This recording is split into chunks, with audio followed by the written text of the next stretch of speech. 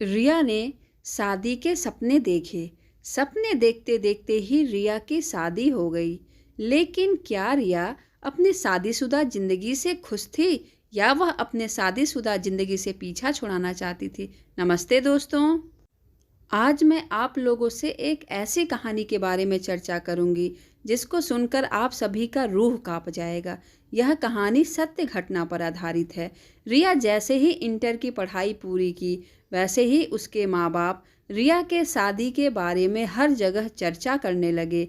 रिया पढ़ने में होनहार थी, देखने में बहुत सुंदर थी। इसके बावजूद रिया के माँ बाप सोचते थे कि रिया की 3 बहनें हैं, तो हम रिया का जल्द से जल्द शादी कर दे। रिया का कोई भी भाई नहीं था, रिया केवल 3 बहनें थी। रिया के माँ बाप एक बहुत ही साधारण परिवार के थे। रिया के पापा एक प्राइवेट कंपनी में बहुत ही छोटा सा जॉब करते थे।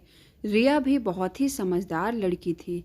रिया भी कभी अपने माँ बाप से कुछ भी फालतू मांग नहीं करती थी, जिससे उसके माँ बाप को किसी भी तरह की कोई समस्या हो। रिया हमेशा अपने माँ बाप का सहारा बनना चाहती थी। रिया पढ़ने में बहुत ही अच्छी थी, इसलिए रिया का यह मानना था कि बेटे की जगह पर मैं अपने माँ बाप का सेवा करूँगी, ज़िंदगी भर में अपने माँ बाप के साथ रहूँगी। लेकिन एक बेटी के माँ बाप होने के कारण रिया के माँ बाप कभी भी यह नहीं चाहते थे। रिया के माँ बाप का कहना था कि रिया की जब जल्दी से जल्दी शादी हो जाएगी, तभी तो हम अपने और दोनों बेटियों की भी शादी करेंगे। रिया एक दिन कॉलेज जा रही थी, तभी रास्ते में कार में बैठे युवक की नज़र रिया पर पड़ गई। वह युवक रिया को देखते ही देखते अपनी अर्धांगिनी बनाने के लिए मन ही मन में सपने बुनने लगा। जिस टाइम रिया कॉलेज जाती थी, उस टाइम वह पुरुष रोज आने जाने लगा, जिससे उसे रिया का दीदार हो सके। ऐसे ही धीरे धीरे करते करते 1 महीना हो जाता है। 1 महीने के बाद वह आदमी खुद ही रिया का एड्रेस ढूंढ लेता है और अपने आप रिया के घर में आकर के रिया का हाथ अपने लिए मांगता है। उस आदमी का नाम सुरेश था। वह देखने में बहुत ही स्मार्ट था, बहुत ही बड़े कंपनी का मालिक था, बहुत ही ज़्यादा पैसे वाले था। यह देखते ही कि रिया के लिए इतना अच्छा रिश्ता अपने आप घर में चल कर के आया है, रिया के माँ बाप तुरंत शादी के लिए तैयार हो जाते हैं। ऐसा लगता है जैसे कि उन्होंने जो सोचा वह तुरंत पूरा हो गया। बहुत ही आनन फानन में जल्दबाजी से रिया और सुरेश का शादी हो गया। सुरेश रिया को अपने घर में लाता है। रिया को घर देखते ही ऐसा लगता है मानो सपनों का महल उसे मिल गया हो।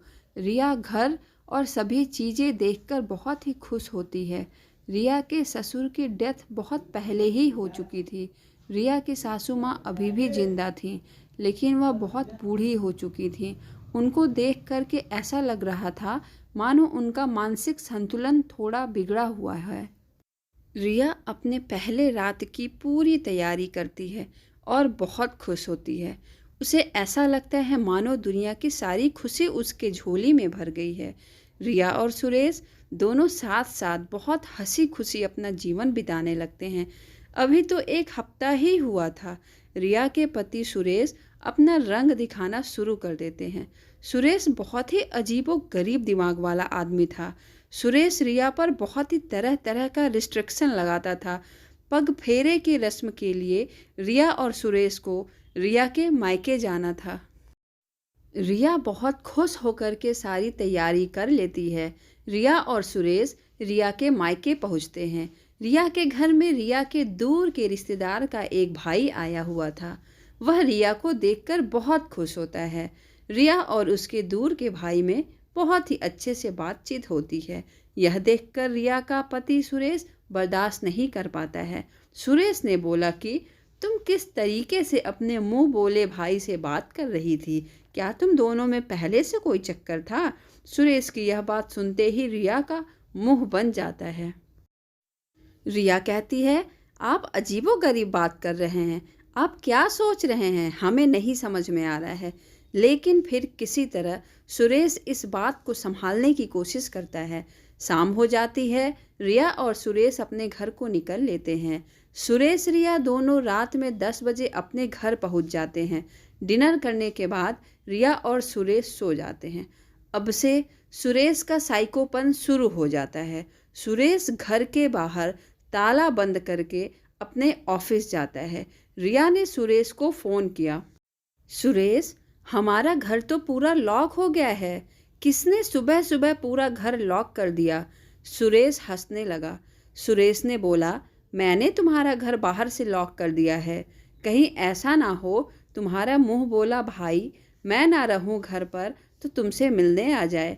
रिया बहुत अजीबोगरीब बात सोचने लगती है कि सुरेश किस टाइप का है और क्या क्या चीज़ें यह अपने दिमाग में बैठा करके रखा है। अब उल्टी सीधी हरकतें रिया के जीवन में होने लगती है। एक दिन रिया अपने बेडरूम के खिड़की पर बैठी रहती है और वह बाहर का नज़ारा लेती है। खिड़की के पास बाहर थोड़ी दूर पर कुछ लड़के खड़े रहते हैं। सुरेश जब यह देखता है, सुरेश से बर्दाश्त नहीं होता है। सुरेश उन दोनों लड़कों को मार करके भगा देता है और गुस्से से तमतमाते हुए अपने घर के अंदर आ जाता है। रिया को भी बहुत डांटता है और एक थप्पड़ रिया को मार देता है। इन सब हरकतों से परेशान रिया बहुत ही रोने लगती है। रिया कहती है, डे बाय डे बहुत मुश्किल होता जा रहा है तुम्हारे साथ जीवन बिताना। यह तुम्हारी कैसी हरकतें हैं, हमें नहीं समझ में आ रहा है। रिया जब भी अपने सासू माँ के पास जाती थी तब सुरेश देख करके भड़क जाता था। सुरेश कहता था, तुम हमारी माँ के पास मत जाया करो, उसे केवल खाना दे दिया करो, उससे ज़्यादा मतलब मत रखना, उनसे ज़्यादा बातचीत करने की तुम्हें कोई भी ज़रूरत नहीं है। रिया मन ही मन सोचती थी, ऐसा कैसे कोई भी हो सकता है जो अपने माँ को इस तरीके से रखता हो। शादी के 6 महीने बाद रिया को एक बहुत बड़ी खुशखबरी मिलती है। रिया को पता चलता है कि रिया माँ बनने वाली है। रिया इस खुशखबरी को अपने पति सुरेश को बताती है। सुरेश भी इस खुशखबरी को सुनकर फूले नहीं समाता है। सुरेश रिया से बार बार पूछता है, यह बताओ बेटा होगा या बेटी होगी? हमें तो केवल बेटा ही चाहिए, बेटी हमें नहीं चाहिए। ज़बरदस्ती रिया से बार बार पूछता था, बताओ तुम्हें तो पता होगा, तुम तो माँ हो ना, तुम्हें तो सब पता होगा कि तुम्हें बेटा होने वाला है या बेटी होने वाली है। अगर बेटा होगा तब तो मैं बहुत धूमधाम से हर चीज़ मना लूँगा, लेकिन अगर बेटी हुई तो माँ बेटी दोनों को मैं जिंदा जला डालूँगा। हमें बेटियों से सख्त नफरत है।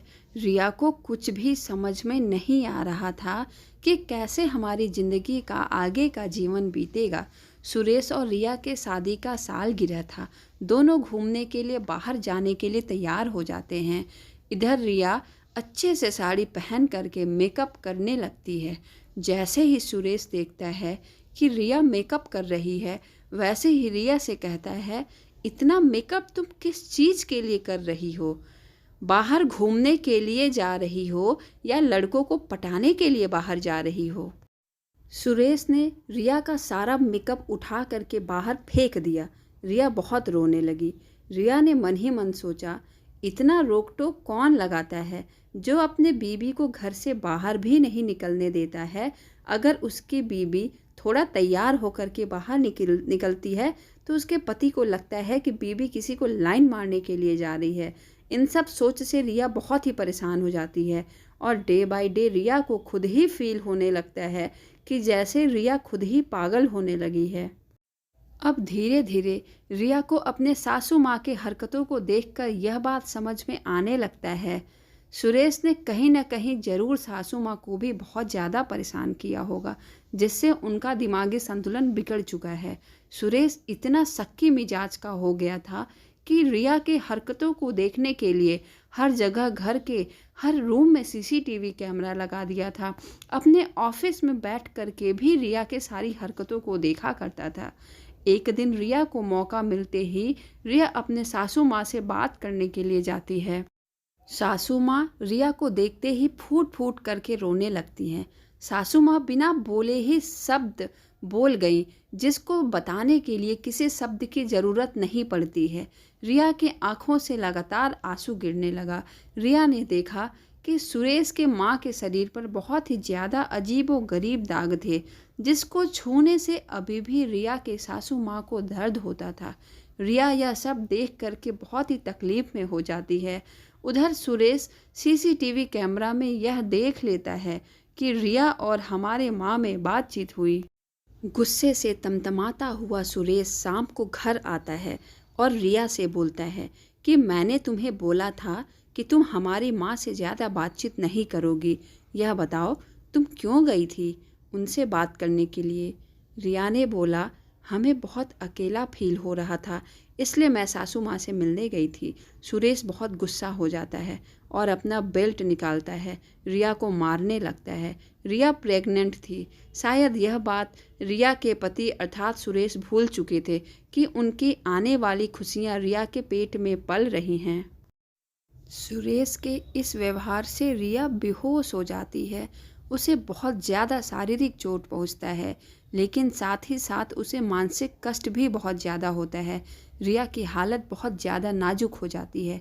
रिया को तुरंत हॉस्पिटल में एडमिट कराया जाता है, जहां पर डॉक्टरों ने उसे एक बैड न्यूज़ देते हैं और बताते हैं कि अब आपका बच्चा नहीं रहा।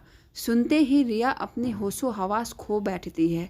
रिया को यह बात विश्वास नहीं होता है, इतना भी बुरा मेरे साथ कैसे हो सकता है। उधर रिया के पति को भी बहुत तकलीफ होता है, लेकिन रिया यह बात मन ही मन सोचने लगती है, ऐसे राक्षस पति के साथ रहने से क्या फ़ायदा है, जिसने अपने ही आने वाली खुशियों का गला दबा दिया। रिया ने मन ही मन यह मान लिया कि दुनिया इधर से उधर हो जाए, लेकिन हमें सुरेश के साथ नहीं रहना है। कहा जाता है ना, भगवान के घर में देर है अंधेर नहीं। भगवान एक ऐसा मौका रिया को देते हैं जिसमें रिया घर से बाहर भागने में कामयाब हो जाती है। रिया अपने पति के घर से भाग जाती है। वह अपने दूर के रिश्तेदार के घर चली जाती है, जिसकी खबर सुरेश को कानो कान नहीं होती। अब रिया बहुत ही खुशहाल जीवन यापन कर रही है। इस स्टोरी से आप लोगों को यही सीख लेना चाहिए कि आने वाली मुसीबतों का हमें डटकर सामना करना चाहिए। किसी भी मुसीबत से होने वाली समस्या को हमें बहुत जल्दी नहीं आप लेना चाहिए। थोड़ा टाइम हमें हर चीज़ को देना चाहिए, लेकिन अगर वाकई में आपको उससे समस्या है तो उसे कहीं पीछे छोड़ करके हमें आगे निकल जाना चाहिए। सुसाइड करना, अपने आप को परेशान करना, अपने आप को नुकसान पहुंचाना, इन सब हरकतों से कुछ भी नहीं होता है। इसलिए आप पॉजिटिव वे में आगे बढ़िए और अच्छे काम करिए। अगर आपको मेरा वीडियो थोड़ा भी पसंद आया हो तो आप हमारे चैनल को लाइक और सब्सक्राइब करिए। Thank you.